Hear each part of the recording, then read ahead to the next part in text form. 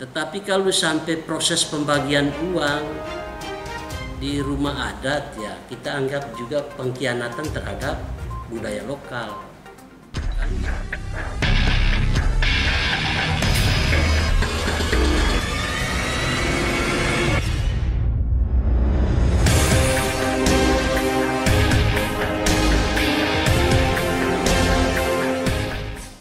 Yang pertama tentu di paripurna pandangan fraksi 2 minggu lalu, salah satunya fraksi Partai Kebangkitan Bangsa berpendapat bahwa tambang di Manggarai Timur itu ditolak, tentu dengan berbagai macam alasan yang sudah dipaparkan di media, kemudian di hadapan pemerintah juga itu pasti tahu. Maka ternyata paripurna hari ini juga dalam jawaban pemerintah melalui gubernur mengamini, menyetujui dengan catatan-catatan politiknya, memperhatikan perkembangan yang terjadi di lapangan. Satu, penolakan gereja terhadap kehadiran tambang. Kedua, tokoh-tokoh masyarakat juga menghendaki untuk itu mengikuti cara pikir gereja. Ketiga, tokoh masyarakat lain, apakah itu LSM maupun lembaga organisasi yang memang peduli terhadap kehadiran tambang ini. Nah, tentu penolakan atau persetujuan pemerintah hari ini melalui wakil gubernur beralasan.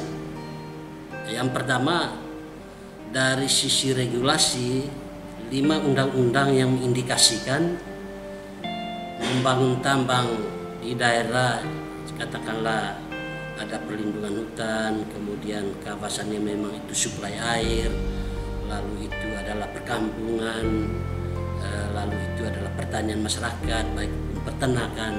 Maka kondisi real di lapangan ini sewajarnya pemerintah harus menolak. Oleh karena itu kami dari fraksi Partai Kebangkitan Bangsa berterima kasih kepada pemerintah.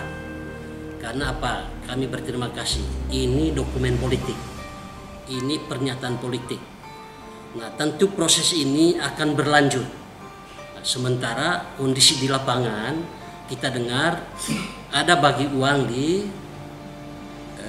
rumah gendang, rumah adat. Ini artinya pertanda apa? Bagi fraksi Partai Kebangkitan Bangsa juga mempertanyakan situasi ini. Ada 2 pro kontra.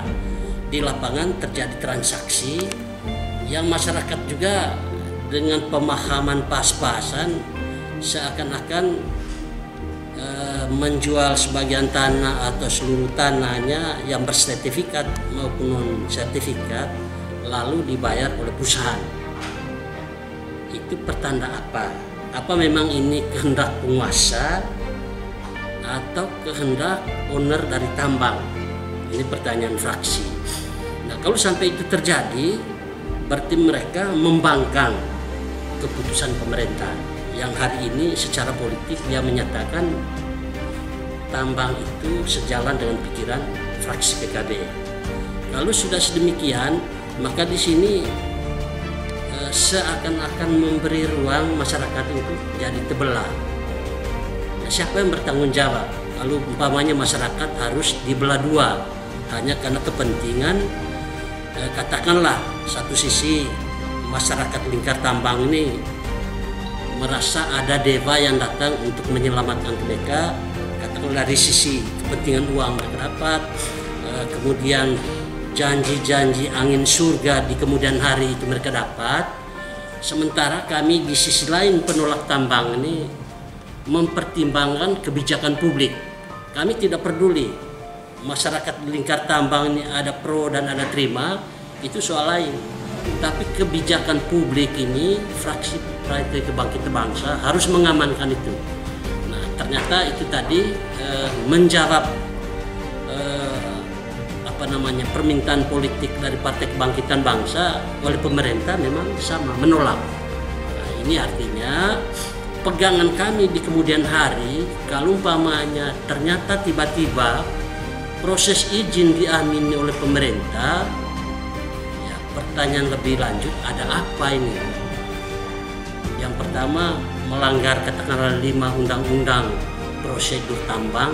Kemudian kedua, melanggar bagaimana masyarakat terutama gereja menolak, tokoh masyarakat menolak, dan lembaga swadaya lain yang ditambang. Kira-kira itu gambarannya.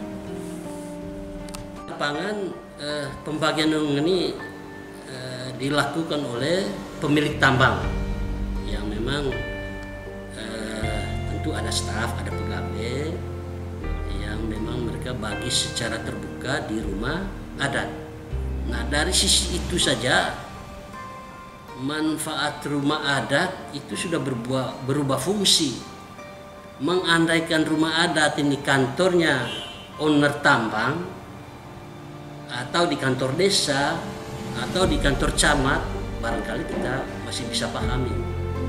Tetapi kalau sampai proses pembagian uang di rumah adat, ya kita anggap juga pengkhianatan terhadap budaya lokal.